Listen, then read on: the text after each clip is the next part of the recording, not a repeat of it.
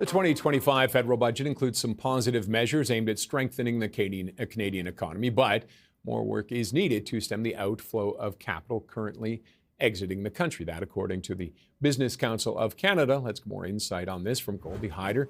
He is president and CEO of the Business Council of Canada. Goldy, thanks very much for joining us. Thanks for having me, Roger. Was there enough in it? You say it comes up short. What parts? Let's start with the positives. What parts do you like? Well, I think there are some things to like. Certainly, this is a very different budget than we would have ever seen in the last number of years under the Trudeau government. So that's encouraging because it's much more focused on the economy. It acknowledges the role that Canada needs to be playing in a realpolitik world in which we are on defense, for example. The spending on infrastructure and communities could be stimulative and can help address some of the issues that are frustrating Canadians as it relates to, mobility and public transit and so forth. The capital cost allowance measures, which really do represent a continuity of the former government's policies, but getting specific on wanting to remain competitive from a G7 perspective on that marginal tax rate. That's welcome. The shrinking of the public service by 10%, it's at the low end. I think we would have liked to have seen a little more aggressiveness on that front because we spent a lot of money growing our bureaucracy.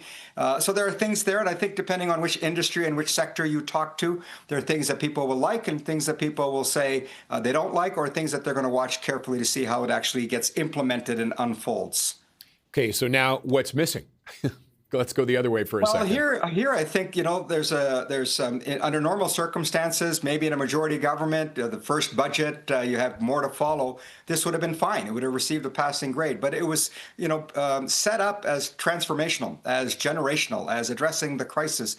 And so it doesn't, I think you've seen this consistently across the country, meet that threshold of really being aggressive and bold and acting with urgency on what we're seeing here right now, because there is a crisis underway. And in particular, there's an investment crisis underway. And so not only is it about taxes, but it's also about regulations. We need much more progress on regulations.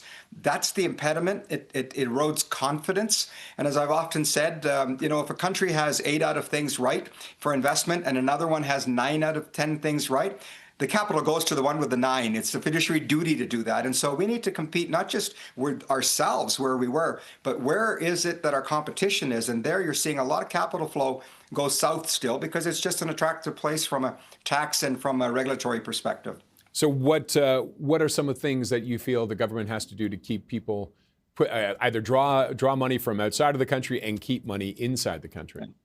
Well, look, interestingly, I just came back from Asia where the Prime Minister was, and one of the things that I'm sure he heard is what we heard, and that is the importance of reviewing and renewing the USMCA. At the end of the day, there isn't a country in the world that wouldn't change places with Canada, but they do see us as a conduit to the G1. And so we've got to stabilize that relationship. We need to get that review and renewal because that is going to be essential for foreign investment to be coming into our country. Having said that, what you also hear is Canada finally ready to truly scale and build the infrastructure that's necessary? Will it create opportunities for foreign investment, as the budget mentions, around airports to be privatized, to expand our ports, to build more rail capacity, to build more of our digital capacity? The arteries of trade need to be developed because for the moment, a lot of Canada's investments abroad are in services, whether it's in insurance, whether it's in engineering, whether it's our pension funds deploying capital, whether it's in infrastructure. We can be doing much more getting our resources, particularly energy resources and critical minerals, uranium, potash, etc.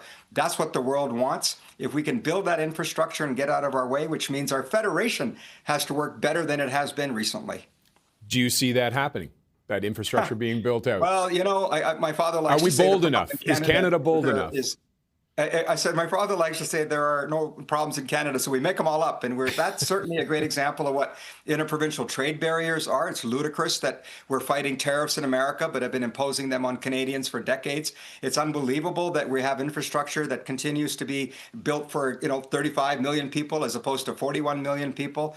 We just got to get out of our own way. You can't rely everything on the United States. We do need to diversify, not because of what Donald Trump is saying or doing. We had to do it decades ago. We need to do it quicker, faster, with more determination and resolve to diversify because it helps us sell our products for full price. It's just good business to be able to do that. Now, that sounds more than just a tax break. We need a mindset change.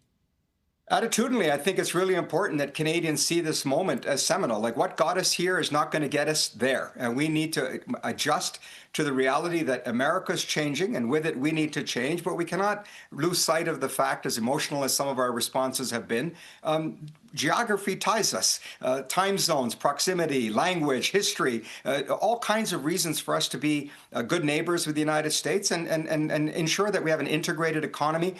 But some things are going to change, and we're going to have to figure out how to take control of that change. Defense is a great opportunity, for example. Build a defense industrial base so that you're not just procuring things from other countries, but you're actually help making them here in Canada as well, which means you need to get your immigration policy right. You need to make sure your housing policy is right. You need to make sure that we're welcoming and that we have the infrastructure to move people around. None of these things you can blame on the Americans, Roger. These are things that we control. And like any other budget, what gets measured is what gets done. Can we implement it, and will it get the outcomes that that the government hopes for? And look, we want that. We want the investment to be coming into our country, but only time will tell whether this did it or not. Okay. Goldy, thanks as always for joining us. Thanks for having me. Goldy Hyder is President and CEO of the Business Council of Canada.